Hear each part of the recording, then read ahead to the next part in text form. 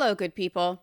I just want to let you know that I do not want to do a video on Drag Queen Story Hour, and I am not going to do a video on Drag Queen Story Hour. This video is about deepfakes or the lack thereof. I just get to it through Drag Queen Story Hour because that's what legitimately brought me here, but I do not want to address this issue at all because it is so bizarre. It basically proves we are living in the dumbest possible universe. I'll just get you caught up for people who are tuning in from another time or another country. The West is embroiled in this debate about Drag Queen Story Hour, and that is basically, should we take our children, young infants, toddlers, to hear stories read by drag queens? And it's a polarizing issue. Both sides cannot compromise. If there is one issue that proves how much the extremes on either end cannot compromise, it is Drag Queen Story Hour. Because why? Why are you bringing your kids to Drag Queen Story Hour when you could be taking them to see dinosaurs? Like, you're passing up an opportunity to see dinosaurs. You know, as an adult, you get plenty of chances to see drag queens. You don't get very many chances to see dinosaurs. But then you have children, and all that could possibly start again. You could go to the Natural History Museum, you could go and see the planetarium, you can see all these cool things that aren't really part of adult life, but instead they're taking their kids to see Drag Queen Story Hour. It's just 2023, in case you find this video 10 years from now. Oh, imagine this being broadcast across the galaxy and they're like, what are you talking about? I'm talking about a clown show. Quite literally, this is a clown show. And then the people on the right, far right, want to start banning drag queens in general, which is ridiculous. I'm just going to say, on this topic of Drag Queen Story Hour, which we will move past very shortly, I don't understand it. I don't understand why anyone would go to a drag show sober. I don't get it. You're not going to be able to explain that to me. I am more likely to understand someone who is speaking Chinese but drunk at a drag show than someone sober at a drag show speaking English. Because why are you sober at a drag show? It doesn't make any sense. Yes, I've done a lot of research about the demographics and what's happening because I'm just so confused by everything. If I ever start a Patreon, it's going to be to go into what is wrong with Drag Queen Story Hour. And it boils down to this, that we have let the extremes, people with personality disorders, maybe the 10% least well of us as a people, take over the social media platforms and control the narrative.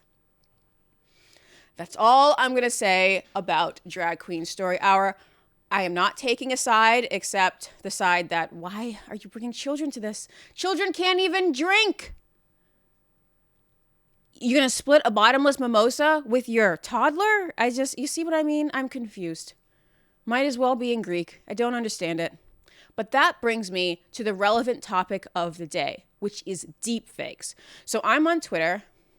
I know I said I would get off of Twitter because it is filled with midwits who just take your time, distract you with stupid things. Now, if they were dummies distracting you, you could be like, well, that's stupid, and move on. But they're midwits, which means you have to research it and then you have to go and find why that was stupid. But you knew it was stupid when they posted it. You just had to find out why, which means you had to go and look up the relevant research paper that they were talking about and realize that it was stupid and it was debunked like 10 years ago. I'm not getting into it. The four of you who follow me on Twitter understand why I got off of Twitter, but didn't actually get off of Twitter because I found this on Twitter. We're still moving on. So I'm on Twitter, even though I said I wasn't going to be on Twitter. And this professional athlete, that's all I will say, because this person deleted the tweet.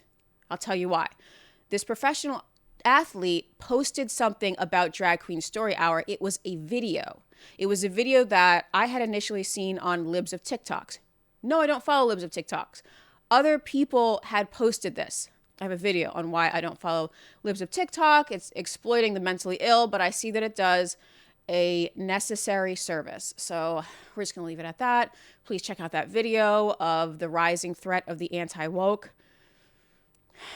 We'll follow it up. It's fine. It's fine. You ever just be like that? You look at the world and you're like, it's fine. It's fine. I'm doing my best. I do my best every day. Anyway, this person, this athlete, retired athlete, had posted about Drag Queen Story Hour. And I recognized the video, and I recognized it as something I had seen before. And I was also upset about because it was a hypersexualized video of these drag queens performing for these toddlers. I was just like, well, why?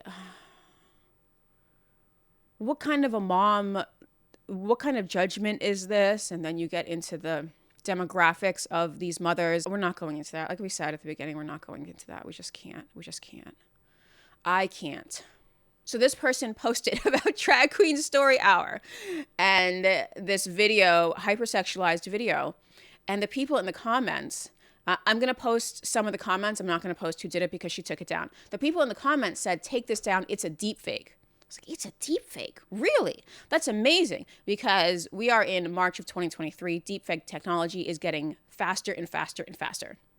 It's shocking how quickly the technology is outpacing our ability to come to terms with it. So I was like, oh my God, it's a deep fake. I never thought about that. So let me look this up. Is it a deep fake? And you know what? This video is from the UK, by the way, and they are tightly embroiled in this LGBTQIA plus debate, particularly the TQIA plus part of it, not the LGB part of it, because in the Western world, we're all past that. But the trans, queer, et cetera, that part of the debate. So they're heavily embroiled in that, and that's very nasty over there. So this video is from the UK. I looked it up. This video is not a deep fake. It is not a deep fake. I will play a portion of the video if I can. I don't feel bad saying that this video is inappropriate for children, because the fact that those people had to claim it was a deep fake just to make peace with the fact that it was happening makes me feel that they are also on the side of this has gone too far. But then I thought, why are they saying this video is a deep fake? So of course I looked further. Hold for a plane. I live by an airport. Why are they saying it's a deep fake? So apparently this idea that this video was a deep fake has been going around, and Snopes had to debunk it. Snopes actually has to stand up for libs of TikTok and say, no, this is a real video. I put that on the screen as well. The Daily Mail, Snopes, they all debunked the fact that this was a deep fake. But the rumor is going around. Well, why is the rumor going around? Because last year, in 2022, a far-right group actually did put out an altered video of a Drag Queen Story Hour, which was taking place in the United States. I know. If somehow this video has been broadcast to the universe, we got to deal with Drag Queen Story Hour. It's a thing. I know. No, we don't have healthcare. No, we don't have bullet trains. But you know what? All of our attention, all of the collective attention is being focused on Drag Queen Story Hour. So please, it's just where we are. It's just where we are, okay? So in the United States, a video of a drag queen supposedly exposing themselves to these children was released, and people got all up in arms about it. But as it turns out, this was a fake blur, and the drag queen had not exposed themselves to the children. In fact, that particular drag queen is now suing.